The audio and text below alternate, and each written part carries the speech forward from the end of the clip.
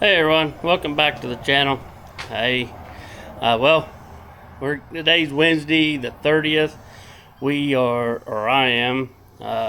Wife had to work today. I happen to have the day off, but I'm gonna take the opportunity to go ahead and get everything loaded.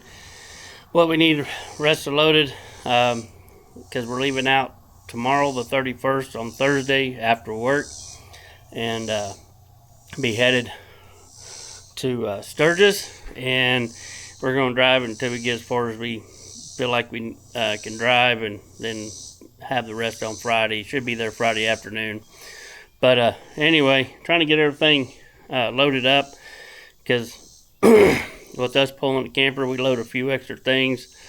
So anyway, but yeah, got to get the generator and these gas cans loaded, because we'll be there. We're boondocking at Kickstand, so we have to have plenty of fuel to run our generator. Hopefully, maybe at night we don't have to run it, save a little bit of fuel. But anyway, and two, I take a few extra things since we have a camper, and hopefully we don't have no tire issues. But if we happen to have a blowout or something, I am taking my floor jack and taking my impact driver. So hopefully, if we happen to have a mishap, that it won't take as long as trying to do it with a regular truck jack or anything like that. I always take that with us, and we also have a spare tire up in our bed of our truck for a camper. But anyway, I'm going to get this stuff loaded. Got to go fuel the truck up. Once I get all that done, then I'll hook it up to the camper, and it'll be ready to go for Thursday evening. That way, all we got to do is get home from work, get showers, and get whatever we need to throw in, and be on our way. So anyway, come on along for a day, and we'll get this stuff loaded up.